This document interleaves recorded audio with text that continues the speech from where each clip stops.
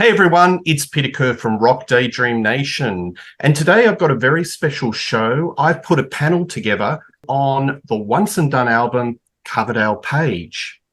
John Clauser from My Music Corner. Hello, John. How you doing, mate? Michael Ladano from Grab a Stack of Rock, fresh from his battle win in the Vinnie Vincent show. How are you, my friend?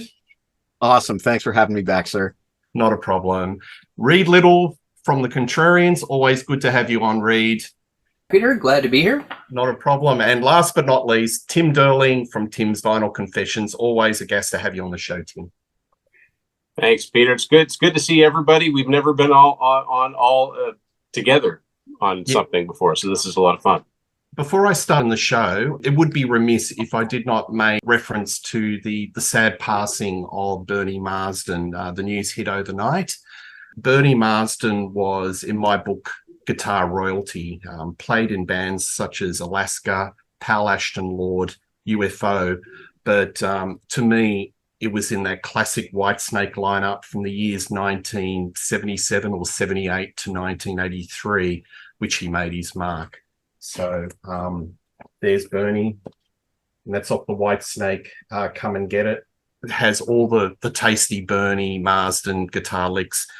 He had the most wonderful Les Paul guitar tone. For somebody like B.B. King to remark about his guitar work and his tone is something that's an accolade indeed. So, Bernie, I salute you, and very sad news indeed. All right. So in respect to the Coverdale Page show, which we're going to talk about, we are going to talk about the album in the sense of spotlighting songs, what we like, what we don't like. And at the end of the show, we are going to give our summation of whether we think it's a good album or not.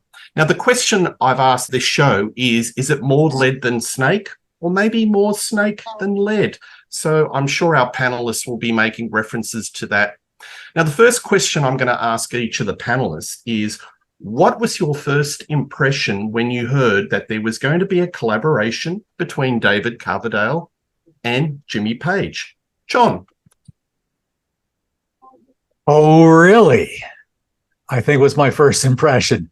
Because it was pretty known that I think Robert Plant had a thing saying that David was just kind of ripping his style off a little bit. So I think there was always that little bit, but I was excited because I love Jimmy Page's guitar work, so I was interested to hear the collaboration.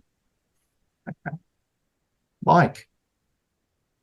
Well, I cast my mind back to 1991 when we first heard these rumblings of Coverdale and Page working together. I was in my last year of high school. I had just discovered Led Zeppelin as my new favorite band. Christmas of 1990, if you guys recall, was the 4 CD box set. Big deal. That was my big Christmas present that year. I listened to the entire box set in running order 3 times over Christmas holidays. I was a Zeppelin maniac at that point. And we all knew about, as John mentioned, the animosity between Plant and Coverdale. So we all speculated, of course, if Page is doing this, he's doing it to spite Plant. So there was that in my mind, but kind of in a closet way, I was excited. It's like, I was a Whitesnake fan. I wasn't as big a Whitesnake fan as a Zeppelin fan, but I was excited. I was like, hey, Whitesnake's on hiatus. Steve Vai's not coming back. Let's hear this. And unfortunately, I may have set my expectations too high because I was anticipating this to be like the next Zeppelin album after In Through the Outdoor. We can get into that later, but that was my impression when we heard this news. Okay, nice. Reed, what was your first impression? So it's funny casting the Wayback Machine to 1993 when this album came out. Couldn't care less. Was not a Zeppelin fan. As far as I was concerned, Whitesnake had one album on which I liked 3 songs. I was really into the music that was big at the time, which was Alice in Chains and Soundgarden. Siamese Dream was out from, all of a sudden, Smashing Pumpkins. Good grief. Sorry, brain not connecting tonight. And I was still, when I was in the mood to listen to 70s, it was always forever only going to be Rainbow Deep Purple and Black Sabbath. So I just didn't care. And when they played the song on the radio, I thought, sounds like old people's music. Next. I've modified that opinion slightly over the years. We'll get into it. Okay, thank you. And Tim? I probably first heard about this merger in Metal Edge magazine, probably circa 92, maybe early 92. And I was, as people know that have watched my show and this show, I'm a huge Whitesnake fan. I was way into Whitesnake. I knew David Coverdale had sort of put, Whitesnake on ice, as it were. And it was right around 92 that I started getting into a lot of 70s bands, like Queen and Zeppelin and Kansas and Purple.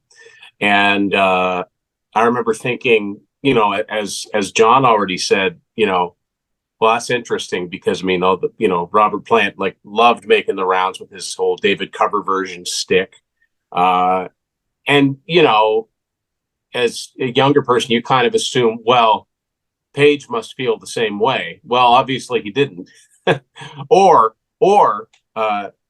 it has also been speculated that was his way of jabbing Robert to do something with him and saying, I told you I wanted to do something. So I was looking forward to hearing it. I was like, now this ought to be interesting, because I was just getting into Zeppelin and I was already way into Whitesnake, and this would be the next thing after Slip of the Tongue. So yeah, I had my ears open for it, for sure. Yeah. Thanks, Tim. Well, I was excited at the prospect because I was quite disappointed with Slip of the Tongue. I thought that was quite an average album. And I think I was excited by the possibilities of what this collaboration could do. I was reading a lot of press, and I remember that David Coverdale said that they did, both himself and Jimmy Page walked through Central Park, and they crossed the road and taxis were almost crashing into each other. I'm not sure if that's a bit of a tall tale. Makes a good story nevertheless. I think this album came out in 1993, March to be exact. 30 years. It hit top 5 in both the US and the UK. Now, in the US, it hit platinum status. Not a shabby sort of result, considering that the tide of rock was very much in the grunge and alternate. But if it had been recorded in the 80s, maybe one platinum is a bit of a misfire. We'll talk more about that as the show goes on. So, John, I'll put it to you. What is the first song that you would like to spotlight off the Coverdale Page album? Oh, boy. Take Me for a Little While. Kind of the epic ballad. I don't know. There's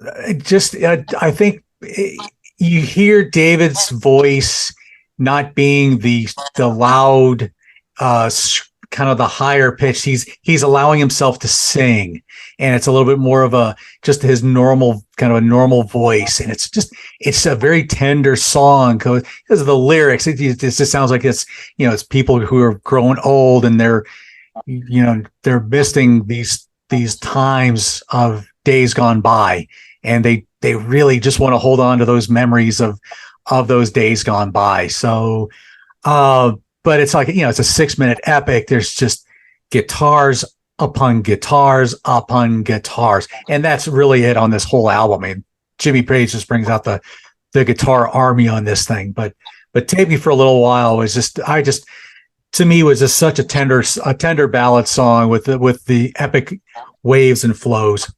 So. Okay. Thank you, John. Mike, what's your first pick as a spotlight song? Well, Peter, as you know, when I do these shows with you, I like to really immerse myself in the album. So I played Coverdale Page about 7 times today at the office. And the one song that jumped out at me the most repeatedly was Absolution Blues. Now, does that thing not kick some serious butt? Is that thing not a stallion? Wow. I can't believe that it's actually 6 minutes long, looking at the track time on the back of the disc here. It feels like it's about 3.5 minutes long. But I suppose a lot of that is that long, kind of drawn out guitar intro, which is very In Through the Outdoor, very in the evening. But But to me, it's all about that riff, that stuttering riff that only Jimmy Page could have written. That is a Page riff. Some of the other songs on the album, you can certainly imagine them as Whitesnake songs. Maybe I don't mean this harshly, but anybody could have written that riff, but not Absolution Blues. That is a Page riff. And Tim was witness to me playing air guitar in my office earlier this afternoon, doing these big high kicks to that riff. Am I right? Anyway, my therapist says I'll be okay. Yeah, I sent Tim a video of me rocking out in the office, and just, I'm telling you guys, that to me, that's my song, Absolution Blues. Fantastic. And we'll post separate footage of the air kicks to this video. I'll send you the link. Yeah. Do you think that song's more Zepp than Snake, or more Snake than Zepp, Mike? That particular one, I would say maybe it's 50-50. I don't think the entire album can be cut and dried by saying it's more Zepp than Snake, but this one just strikes me as 50-50 because that riff speaks to me, really speaks to me. And as well, that guitar intro, that's a Zepp. That is not a Snake, that guitar intro. It's half the song. Having said that, there's plenty of Snake in the tempo. There's plenty of Snake in the attitude, and of course the lyrics. Coverdale loves Absolution. He sings about it a lot. But I like his lyrics, so I'm not going to trash the guy there. Yep. All right. Thanks, Mike. Reed, what's the first song you're going to spotlight? Well, I'm going to start with a song that is ironically, to me, more Zepp than Snake, although I would argue that this album is 70% Whitesnake and 30% Led Zeppelin. And there are has a Whitesnake album. This is how much of a Whitesnake album this is. I have a Whitesnake best of called the Definitive Edition. It's got songs from Coverdale Page on the Whitesnake album. So I think it's pretty much universally accepted as a Whitesnake album. But the first song that I picked, which is more Zeppelin-esque actually, and that's going to be the song Over Now.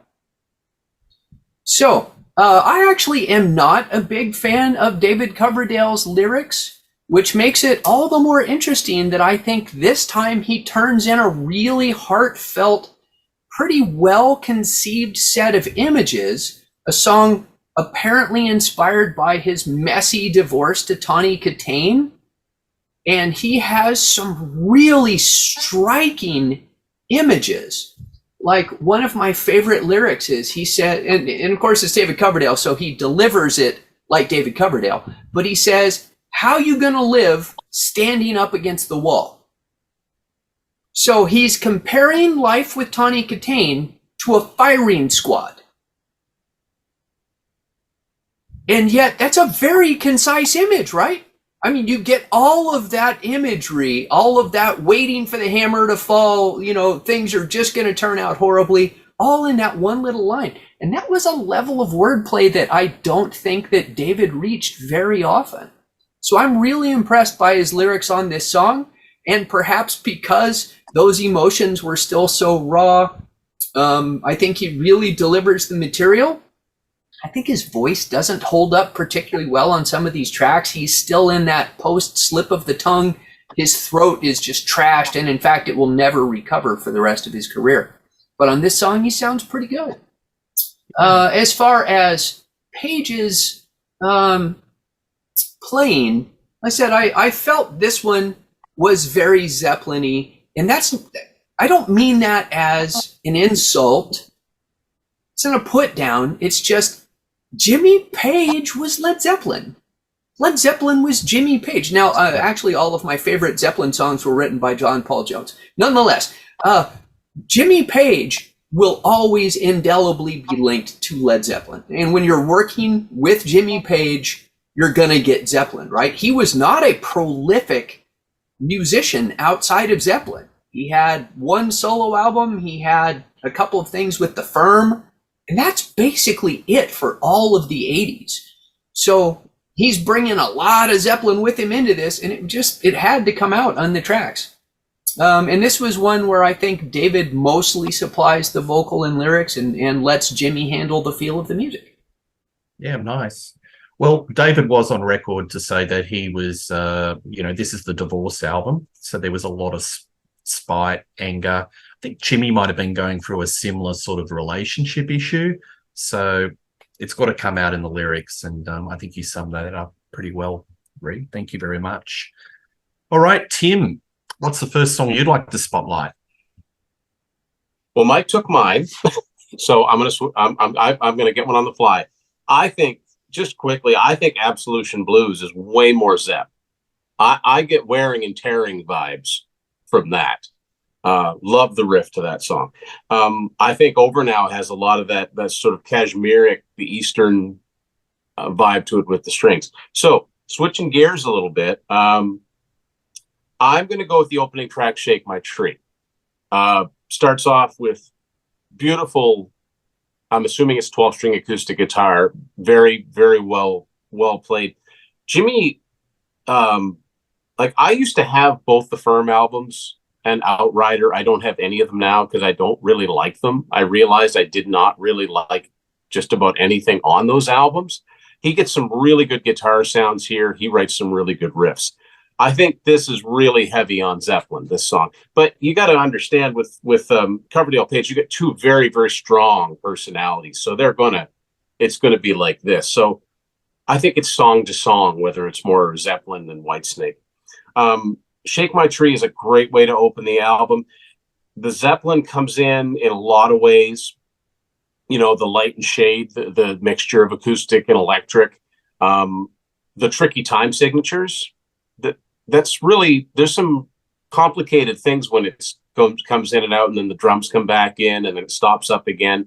I love the backwards echo vocals. How it sort of just the echo precedes the signal in some places. Coverdale is singing a lot lower on this album than he did on Slip of the Tongue, and a lot of the 1987 album. I think what he's doing is singing more in his natural range, and that suits him better. That suits him a lot better.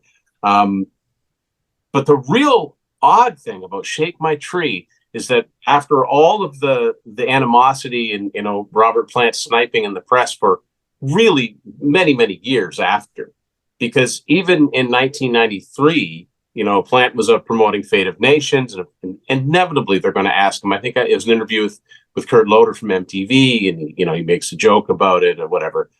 I posted something about this album on my Instagram account, and I like to put music with it. Now, I can't find this album to take songs from. When I type in Coverdale, this album doesn't come up.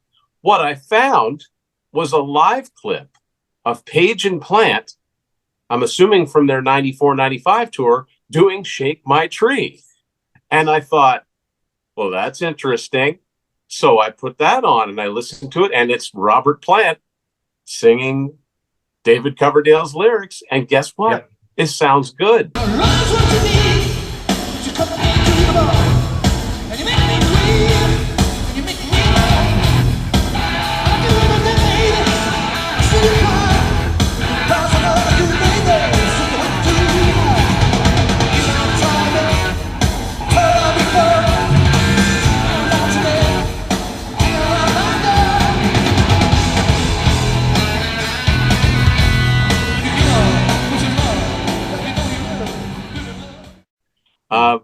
I think that a lot of these songs would have worked for either band with a little bit of different treatment on them. I think it's a great way to start the album off. I think that this was a radio single, but it didn't have a video to it, because when this album came out, I was in my first year of radio broadcasting, and we'd get the MCA sampler discs in with all the different artists that have new songs out. Of course, Pride and Joy was the first one. I think there was a disc that came out sometime around April or May of 93 that had this song on it. So I heard the two songs before I bought the album. Really like it. Sets the album up nicely. And I think this leans towards Zeppelin, this particular song. Well said, Tim. That was my pick. I was going to definitely say the thing about Robert Plant covering the song. slagging David Coverdale in the press, David conversion, blah, blah, blah. And what does he do? He does one of the songs. Well, there you go. But interesting with this, what I was going to say about Shake My Tree is that the thing that when I put the CD first on, the thing that hit me was the wear and tear in DC's voice. Very gravelly. And when he goes into that upper range, it kind of, I don't know if the word is thin, but it didn't have that richness that, he had in 1987, because after he had that sinus operation, he could sing that upper range and it was just so crystal clear. So definitely throughout this album, there is some wear and tear, but I don't mind the gravelly range that he uses for the song, but it is evident that there is a little bit of wear and tear in the vocals. The song I'm going to cover is Pride and Joy. That was, I think, another single off the album. Was the first thing most people heard, I think. Yeah. It's fun, it's bright, it's cheeky, it's got a lot of swagger. But the thing that I think that there's a lot of Zepp on this album, and my opinion is there's more Zepp than Snake, is that there's a lot of rhythmic swing. There's a lot of groove. Led Zeppelin grooved. Whitesnake didn't necessarily groove. Their metal was like foot to the floor metal. And then the classic Whitesnake is, blues. But they never grooved. Led Zeppelin grooved. And you listen to the dynamics of Pride and Joy, the space between the notes, the rhythmic dynamic between the bottom end and, the guitar. It's got that Zeppelin groove. So that's why I think, in my opinion, it's more Zepp than Snake. But we'll talk more about that as the show goes on. Pride and Joy, I think it's just full on cheeky. It's got a lot of, the Coverdale-isms in regards to the lyrics.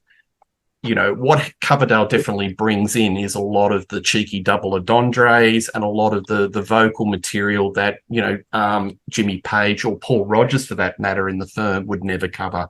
So that's what he brings across. He brings back his personality. But sonically, I still think it's very much in the Zeppelin groove. And I think Coverdale had to shift himself into that more Led Zeppelin side of the barometer than Page shifting himself to the Whitesnake barometer. I will say in 1993, Stevie Ray Vaughan having died in 1990, calling a song Pride and Joy was really asking for trouble. Did that have any... No, it made me wish they had that? done a cover of Stevie Ray Vaughan's Pride and Joy, though. I'd have loved that. Right. Okay.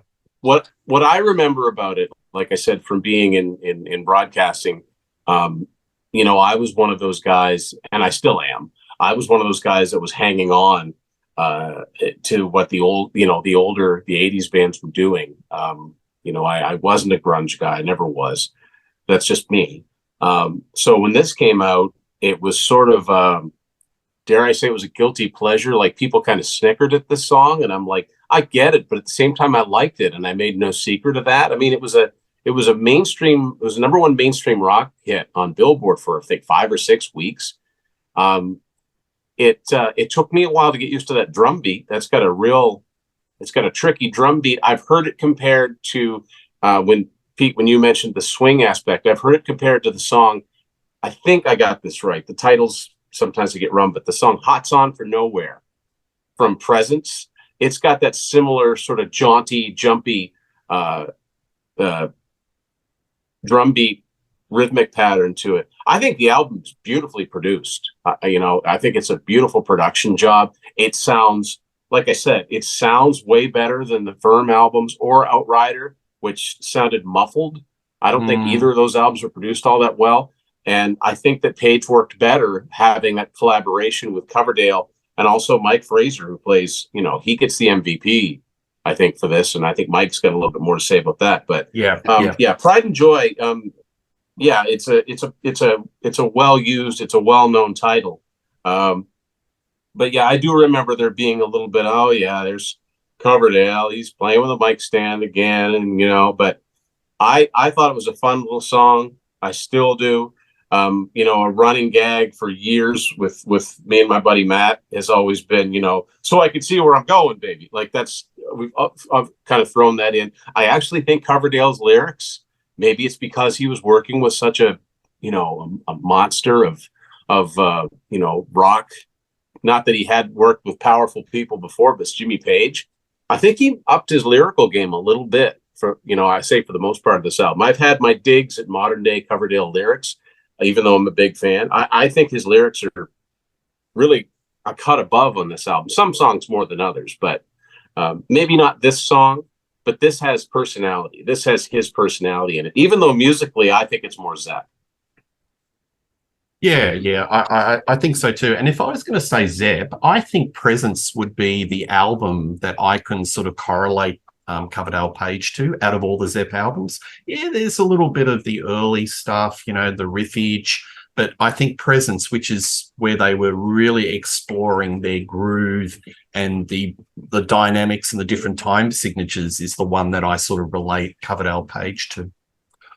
Okay, I'm going to throw it to you, John Clauser. What is your next song that you would like to spotlight on Coverdale Page? Okay, well, I'm going to kind of I'm going to riff on Tim's lyrical thing here that he mentions, how David kind of upped his lyric game a little bit. And let's talk about the album closer, Whisper a Prayer for the Dying. That's a pretty moody song. You certainly weren't going to hear that on Whitesnake 87. And definitely not on Slip of the Tongue. I think Sailing Ships might have been the closest track on that one, but I think it was Sailing Ships. There was like the album closer to Slip of the Tongue. Forgive me on that one. Yeah. Anyway, I think lyrically here again, I think there's a moodiness to this song that lyrically it just kind of talks about this like almost like an embattled area of this like oppressed people kind of thing. And I think that chord progression riff that Jimmy does with that the drone drop D notes and everything, just does it works well.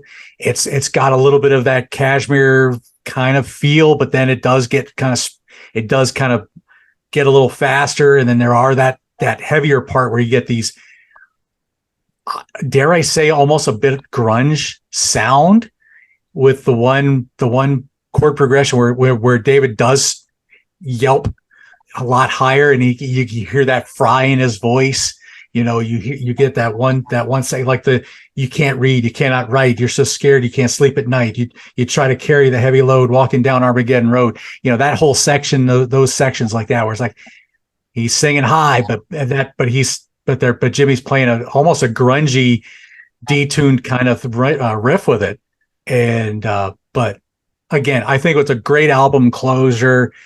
Again, just loaded with guitars. If anything, like I said before, the guitar army came out for this album because Jimmy's he's just layered this thing so thick with it. Very good. Okay. So let's throw it over to Mike. What's the next song that you'd like to spotlight? Well, Tim says I stole Absolution Blues from him, so I kind of have to be mad at him for stealing my second pick, which was Shake My Tree. And I had something really intelligent to say about it, which was I was doing some research today, and apparently that opening guitar figure, diddle diddle diddle, that was a Zeppelin riff that he introduced during In Through the Outdoor that the band didn't do, and then he reintroduced it during the Firm, and the band weren't interested in it. But as soon as Coverdale heard it, he was like, I'm on it. Anyway, I'm going to pick the second track, Waiting on You. It's one of the more simple, straight ahead rock, Whitesnakey tracks. But man, I mean, that pre-chorus is pretty darn cool. It's got a good kind of like shout along, and then John's banging his head. The song's not even going, and John's banging his head. So, it's a guilty pleasure. Tim had mentioned guilty pleasure earlier. And yeah, like I get it. I wasn't into the grunge stuff, although, with all due respect to Reed, I had bought Alice in Chains Dirt as my first foray into grunge because I knew times were changing and I had to adapt or be single during the rest of my university years. Speaking of which, I seem to have a distinct memory. This would have been March that this album came out. I seem to have a distinct memory of walking across campus during final exams and hearing Coverdale Page blasting from a dorm. Might just be something I've made up in my head, but I'm thinking that did happen. Waiting on You was a very unlikely song to hear in the 1990s. It was more of an 80s animal to me. But, at the same time, you can hear Page on it. There's Page, that riff. It's got that kind of looseness that he made a trademark of. I like it. It's not the, lyrically most intelligent song in the album. It's not the musically most dexterous song in the album. It's not the most challenging, but dang, it sure is catchy. Well, Waiting on You. Nice. And one thing, Mike? It swings. It's got a groove. It swings. Yeah. Yeah. Absolutely. Yeah. All right. Reed. Okay.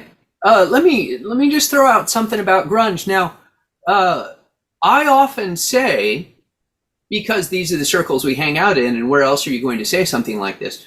Grunge was the 70s in the 90s, right? Black Sabbath was a huge influence on grunge bands. Led Zeppelin was a huge influence on grunge bands. They simply took those types of songs and then played them with modern production techniques and modern instrumentation.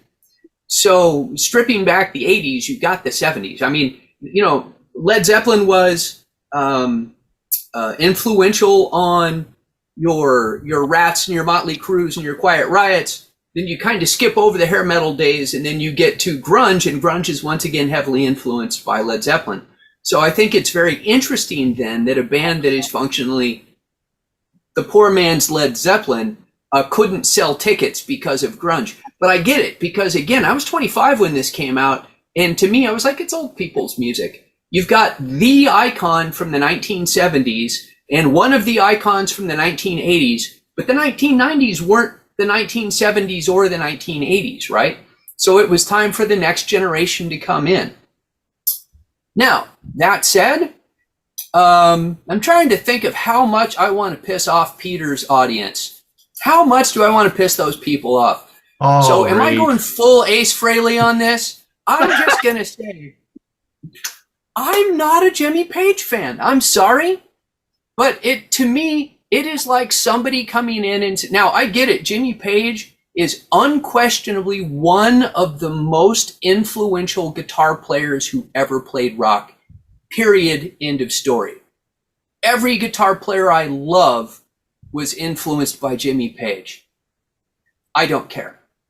That is like me coming in and saying, I love the Corvette Stingray, and somebody saying, we must love the Model T, right? Because without the Model T, we never would have had the Corvette. Like, yeah, but the Corvette's kind of better in every possible way. That's me and Jimmy Page's music. Now, having said that, I'm actually very neutral on this album. I don't love this album. I don't hate it. But it doesn't do much for me. There are some songs I like. There are some songs I don't care for. The first song was a song I enjoy quite a bit. So now I'm going to one of the songs I don't care for as much, because I'm going to do one pro, one con. And that song is Take a Look at Yourself. First, just like Pride and Joy, I would have killed for this to be a cover of Uriah Heep's Look at Yourself. That would have been a much better song, frankly. So what we get instead is a straight up David Coverdale ballad. David Coverdale only wrote one ballad. He did it over and over and over again on all of the Whitesnake albums. And I'm sorry, but the songwriting on Coverdale Page is so similar to Slip of the Tongue. And then you go 10 years down the road, and it is so similar to Forevermore and Good to Be Bad. And this particular song sounds almost exactly like the song You're All That I Want off of, I think that one's off Forevermore. Maybe it's off Good to Be Bad. I think that's Good to Be Bad, but it's easy to get them mixed up. It's off the first one that he came back with. Which one's So that? Doug Aldrich, hugely influenced by Jimmy Page, unquestionably. I like Doug Aldrich better. I just do. And no, he doesn't swing. Doug's not a swinging guitar player. That just sounds funny. But my point being, at this point in David Coverdale's career, he no longer had the voice for the David Coverdale ballad. And again, I don't mean it as an insult. It is an observation. It's a negative observation. The man had been through a lot. His voice was simply not what it was in the 70s and the 80s, and he no longer sounds the same. And I think that maintains for the rest of his career. So I wish he had gotten away from that type of song, but clearly Coverdale loves that style of song. And Jimmy Page was the wrong guitarist for this song. Now you can come up with a lot of adjectives for Jimmy Page's playing. He is not soulful. He's not emotional. Adrian Vandenberg would have played this one out of the park. Knocked it out of the park. He'd have been a fantastic guitar player for it. Bernie Marsden would have killed it on this song. For me, Jimmy Page gets to the solo and it's just, Could have gotten anybody to play that. So that's the yin and yang of this album for me. Sometimes it works, and when it works, great. When it doesn't work, though, it leaves me kind of cold. And then this song, because again, this is the way the Cov did his ballads, the ending of it just goes on and on and on, and they do the fade out, and the fade out goes on and on. And I just want the next song to start. So there you go. One of these songs that I don't particularly care for. Take a look at yourself. By the way, Uriah Heep, Look at Yourself, fantastic. Look that up instead. Thanks, Reed. I'll share your email address to the Led Zeppelin fan club, and we'll go from there. All right, Tim. That was great, Reed. Two things real quick. I agree. I don't think that song fits this album. I agree too. It always sounded out of place to me. But I think it's one of the few songs where you begin to see, because he does thank Cindy inside here. So I think his love life was starting to turn around, and maybe this was his way of expressing that. I don't know. I never thought it fit. It didn't fit the time, and it didn't fit this album. I think that this album might have done better had it come out a couple years earlier, because 91 was still a pretty good year for that traditional kind of commercial rock. And I think that there were a lot of delays, probably a lot of money discussions that kept it from coming out when it did. And I just want to mention real quick, when Peter mentioned Presence, another direct link to Presence is the album art. It's beautiful Hugh Syme album art, which has this road sign showing up in all of these different locations, very much like the object or the obelisk on Presence, where it's it doesn't matter what the picture is, there's that object. And Rita, I totally understand the Zeppelin thing and why it took me. I never understood why just about every band that I listened to at one time or another just swore by Led Zeppelin. It's the greatest thing ever. And all I ever saw from Zeppelin for a long time, the only clip it seemed that Much Music ever played was an old BBC recording of Dazed and Confused, with just Jimmy making a racket with that violin bow. And I remember thinking, this is awful. And people say Whitesnake is ripping them off. I'm like, Whitesnake's way better. I wasn't hearing the right songs. But then again, my personal favorite Zeppelin album is In for the Outdoor. I like it because it's got the synths on it. I like it because it's different. Anyway, got to pick another song of Coverdale Page. Let's switch over to the cassette this time. I really wish I had this on vinyl, by the way. I'm going to go with another title that's been used. But when I first got the album, I wasn't disappointed to find out that this was not a Thelma Houston disco cover. And the song is Don't Leave Me This Way. And even though it comes right after Take a Look at Yourself, I think this is a much better ballad. To me, this functions on the album the way Crying in the Rain would function, the way that I'm trying to think of a more like Looking for Love. It's a darker kind of ballad. Lyrically, it's again, it's the Divorce album, right? I really like Coverdale's performance on this one. I think he uses his voice really effectively. And I think this is the type of ballad that he should have been doing at this point in time. Now, I don't think it needed to be almost 8 minutes long, but I think it's a decent song. So Don't Leave Me This Way. That's my pick this time around. Yeah. It's like the Zeppelin version of Since I've Been Loving You, that slow blues. There's another good, or T for One, or T for One, yeah.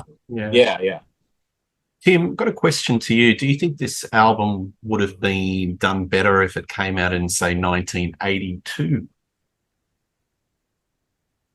Boy, I mean, DC's voice would have been much better. He would have had that rich. It definitely would have had that richer tone, but he didn't have the name recognition worldwide that he would have, so it might have been a little premature. But I think it would have it would have sounded better if he'd have done it before he did Slip of the Tongue, because I think he ruined himself on Slip of the Tongue and its accompanying tour. But I don't think he sounds bad on this album, especially if you play this album, and I love the guy, but then you play some of his recent concert, like the more recent Whitesnake concert performances, you listen to this album, like, well, he's singing like an angel on here. That's interesting to think about if Page and Coverdale had, because there wouldn't have been the whole David cover version thing, because he wouldn't have gotten to Still of the Night yet. That's really interesting, because in 82, Jimmy Page was at a loose end. And he would have been hot property. And Whitesnake was in tatters, the lineup. So who knows? I mean, it might have been, that's really interesting. It's interesting to think of what might have been in that case. I never thought about that before. Yeah, I think it would have done quadruple platinum, because I think that Pagey was hot property. People would just... Well, that's true. Just the name Page alone probably would. Absolutely. It would have been Page featuring David Coverdale in a little subtext. Oh, absolutely. Yeah, Coverdale would not have been... I mean, it would have been like him joining Purple. It was like, oh, okay, they have a new singer. Oh, Page is singing with a different singer now. The people that know, the people that followed Purple and followed into early Whitesnake would know, but the big wide world would know Jimmy Page first. Yeah, because that's the thing. When I listen to this album, I just think, wouldn't it be great to have a 1982, a 1981, or a 1980 DC vocal tones, those bluesy, rich, that wonderful range, which he completely lost after the sinus operation, which I think that was the starting point, where he had that sinus operation pre the release of 1987. He kind of lost that mid-range or that lower range, that really rich tone. He went for that higher register. But I think he was singing outside. He started singing outside of his range, and when a singer does that, eventually you're doing damage to yourself. Every singer has a natural range, and he floated right there in the middle, and you couldn't mistake that bluesy tone for anybody. Yeah. Funny you should say that, Tim, because I got into Deep Purple after Whitesnake, and when I first heard Deep Purple Mark III, I'm like, wow, Coverdale's singing really low. It's different. So, yeah. Oh, it took me a while, like, being somebody that was weaned on 87 and Slip of the Tongue and that era Whitesnake, it took me a long time to get back into Purple, because Purple sounded very dated to me. Eventually it took, and I'm a big Deep Purple fan now. Yeah. But I think it would have done quadruple platinum, because I just think that everyone was just so thirsty for some more Led Zepp material of any shape or form. I mean, Plant's solo career, like, he reinvented himself, like the early Plant, as being, he was listening to The Police or Phil Collins or what was ever contemporary, and that was selling, by the truckload. I think if Jimmy Page did something that was in that rock vein, the Led Zepp fans would have just ate it up. Right. Yeah, Plant was selling gold. Those first 3 albums only sold gold, which isn't bad, but it's not multi-platinum either. No, it's not like the usual Zeppelin, like even In for the Outdoor sold 6 million, right? And that was supposed to be the failure or whatever one. And once you get past Pictures at 11, there's a couple songs on Pictures at 11, like Slow Dancer, that kind of sound like Zeppelin. But yeah, he went in a different direction. Yeah. So yeah, you're right, Peter. People were hungry for some Jimmy Page heavy rock. Yeah. But what shape was Jimmy Page really in 1982, though? Probably not great. I mean, his playing on the Firm albums is pretty minimalistic. Yeah, I mean, he looked a mess at Live Aid. Yeah. There's nothing to it. Skinny. I mean, the Firm on paper should have been, my opinion, much better than it was. I liked Radioactive. That was the song I heard. I mean, that was their one big hit. But those two albums, they're just not, I just don't think they're that good. And they're not very well produced. And Outrider, that first track he had, I think Wasting My Time was okay. And I know they got some press because Plant sang a song and they're the only one, but it's pretty unmemorable, I think. I agree. This is way better than any of those albums, like the Firm albums and Outrider. Well, I think it's the best Page album since the demise of Led Zeppelin. That's my opinion. And I mean, when you consider Jimmy Page, he has not done much material. He is very skint on the, I mean, he's not at John Sykes levels, but he's very, long time between drinks with Jimmy Page. Well, after this, on the other hand, Unleaded as an album. So basically, there's just walking through Clarksdale or whatever it's called. Walking through Clarksdale, yeah. That's basically it. That's it. And Jimmy has said, Led Zeppelin really was my entire thing, and not for nothing, when he devoted basically an entire decade to doing Led Zeppelin reissues, curating, probably the reissue of Led Zeppelin 1 by itself outsold everything David Coverdale did post 1990. Like if you added all of his album sales together, the reissue of Led Zeppelin 1 outsold it. So, the man knows which side his bread is buttered on. Oh, undoubtedly. Not counting the 87 album, which is probably close to Diamond now. Coverdale, it could be platinum, double platinum, triple platinum, only for a few albums. I think Burn is the only Purple album that went platinum in the States anyway. Slide It In's probably 3 times platinum. Yes, that's Slip true. the Tongue is single platinum. And this, I think, took a while to even go platinum. I know for a while it was stuck at gold, which just goes to show you that, even for these two big name rock guys, 93 was maybe a bit too long to wait because people have short memories and people move on. Yeah. Because this was about the same sales as Robert Plant. Pretty much, yeah. Gold, right? But this probably would have so much more hype. I remember seeing ads for this literally everywhere, but within a year, I started to see this in the the $5 bins, right? Which is a shame. Tim, but I started working at the record store in 1994, 1 year later, and that was a discount album already. Couldn't give them away. And I honestly, I hate to say it, I think the Coverdale name in the early 90s was kind of kryptonite. Yeah, I think you're right. Yeah. The thing is, Led Zeppelin were always cool. Coverdale, not so much at that point. He was cool to people like me, but like I said, the big wide world out there, and I get it. They snickered at the idea. Absolutely. I think there was a perception at the time that he married up. You're going out with a chick that's you're punching above your weight. It was sort of like that relationship. It was like David had married up to Jimmy. Jimmy was royalty, and he was sort of like what are you doing here? I agree. Hey, Peter, we still don't have your second song. I know. We're chatting so much, we haven't heard your second pick yet. I'm Reed's on the ball. Judge Reed Little in the house. Yes. Whisper a Prayer for the Dying. So I'm going to cover that. I think it's one of the more thoughtful contemporary lyrics. It was about the Gulf War. It's one of the heaviest songs I think David Coverdale has ever sung over. It's got a really sludgy riff. It's grandiose. It's got a lot of it's epic. It's got kind of a sailing ship's feel to it. I think it's a mighty fine closer to the album.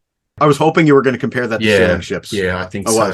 And I think it's a bit of a traditional DC part of his template that he always puts a grandiose ballad at the end of the song. Like set. Even as far back as Soldier of Fortune. Yes. Yes, absolutely. Or you keep on moving. Yeah, absolutely. All right. Well, we've covered the song, so why don't we go around the grounds and just give our final summation? Do we like the album? Do we think it holds up in 2023? John Clauser, what's your view on this album? Oh, when this came out, this was an album that I loved taking along with me on a road trip, because I just loved being able to hear it from start to finish. That was even though, I think, take a look at yourself. If I was to rank the songs on this album, that would probably be the last on the very bottom, but it was still managed. It was still tolerable for me. I liked it back then. Listening to it again now, I'm like, I was back in 1993. So I still love this album quite a bit.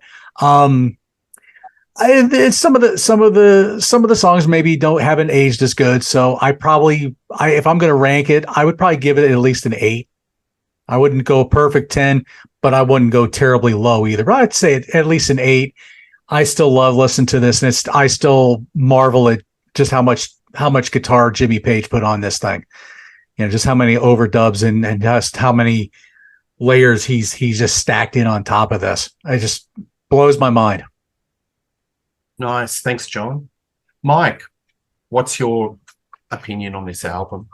Well, Peter, you asked if this album still holds up in 2023. And for me personally, it holds up better in 2023 than it did in 93. But I'm a different person than I was in 93. I wanted something different out of this album when I was, in my 20s and trying to be cool. I didn't want that hair metal side that Coverdale brought. I wanted more of that Zeppelin side. But, obviously I've grown up and I like this album. I think I agree with John. I think it's an 8 out of 10. And as Tim alluded to earlier, a lot of the credit needs to go to the co-producer Mike Fraser, who I'm going to just refer to him as my buddy Mike Fraser. I interviewed him twice, and the first time I interviewed him, we talked about this album a bit, and he said something really memorable to me. He was working in the studio one night, and he was fiddling around with the guitars, acoustic guitars, on one of the tracks. I don't know which one. I kind of speculate it might have been Easy Does It. But anyway, Jimmy Page came into the studio one day and was listening to the playback, and he goes, "Mike, where are the guitars?" And Fraser's like, "I was messing around with the mix and put them back." And Fraser said, he doesn't consider himself a producer. He considers himself an engineer. He doesn't write songs. He's not that kind of producer. And, telling Jimmy Page what to do, that's just not him. But he's very proud of this album. I think it sounds great. Like I said, I played it 7 times today, and I thoroughly enjoyed it. Some songs more than others. And I'd say it's about 70-30 Snake Zepp. I think somebody else said the 70-30 ratio earlier today. I know Drew Masters from Meat Magazine. It was Reed. Okay. Drew Masters from Meat Magazine. If I'm going to quote him, I swear to God, he also said 70-30 in his official review back in 93. So I'm going to go with the majority and say it's about 70-30, but for me, it's an 8 out of 10. Nice. Thanks, Mike. And Reed. So I got all my controversy out of the way earlier. I'm still very neutral to this album. If you look back at the review, I will say in 2023, I am so much more receptive to it than I was 30 years ago. I just am. I listen to a broader variety of music. I now, in 1993, I barely listened to Led Zeppelin, only what was played on classic rock radio. And now I'm much more familiar with Zeppelin. I'm much more familiar with all of the Whitesnake catalog. But I get it. I get all of the criticisms. They're all valid. The people who thought that it was too Zeppelin-esque without actually being as good as Zeppelin, I get it. The people who thought, just it's too much Whitesnake for the 90s because Whitesnake was, tarred and feathered with that hair metal brush. They were just not cool by 1993. And I get that too. But at the same time, people who love this album, I get it. And if you're a classic rock Led Zeppelin fan, there is nothing not to love on this album. But for me, music is all about whether you connect with it or not. I just do not connect with this album. I think it has some great playing on it. I think it's got some average playing on it. It's got some fun songs. I love Absolution Blues. It would be my pick for best song on the album. And it's got some songs that do nothing for me at all. So in the end, I'm really 50-50. I will say I do think that the style of song on this album, David Coverdale carried with him for the rest of his career. Jimmy Page, not so much. But if I were to pick a Led Zeppelin member from the 90s, I'll take Robert Plant's catalog over Coverdale Page any day of the week. Now, one other thing, I do think that David Coverdale unfairly gets painted with that whole David cover version thing. The man can't help the fact that he had a voice that was very similar to Robert Plant. He had a physiology that was very similar to Robert Plant's. He's only 3 years younger than Robert Plant. I mean, the guys are contemporaries. But Plant was there first. He was one of the biggest rock stars in the world. You are never going to follow Robert Plant without being second best. And if you don't want to be compared to Robert Plant, maybe don't make an album with Jimmy Page. Well, there you have it. Thank you, Reed. And I mean, DC's been followed by, I think he was compared to Paul Rodgers in the late 70s and the early 80s. So, I think he's been unfairly painted against some possibly better known singers. Tim, what's your final opinion on the album? I'm like Mike, I bought this album in 93 almost dutifully. Matter of fact, I think it was a Columbia House selection of the month. So it came to me and I decided to keep it. That's how it worked. I was going to get it anyway. But I've listened to it more probably in the last 5 years than I've listened to it in the 30 years since it's been out. And I probably like it more. I think I might have taken it for granted a little bit in 93 because it's like, well, it's David Coverdale and Jimmy Page. It better be good. Because if it's not good, then that doesn't say much for the people involved. You know what I mean? Like there's marketability with that name, but they have to earn it. But now that I listen to it, I think it's a pretty strong album. As to whether I think it's more Led Zeppelin than Whitesnake, I really think it's a song-to-song thing. But the weird thing is I do think it's the natural follow-up to In for the Outdoor for Jimmy. And I think it's the natural follow-up to Slip of the Tongue for David. So I don't know. Like I think it's a swinging scale. It's I don't think it gets anything farther than 70-30 on any one song, but it's always kind of in the middle, and song to song it kind of shifts between Led Zeppelin and Whitesnake. I'm going to give it a really, really solid 8, like an 8 with a couple of gold stars beside it. Well done.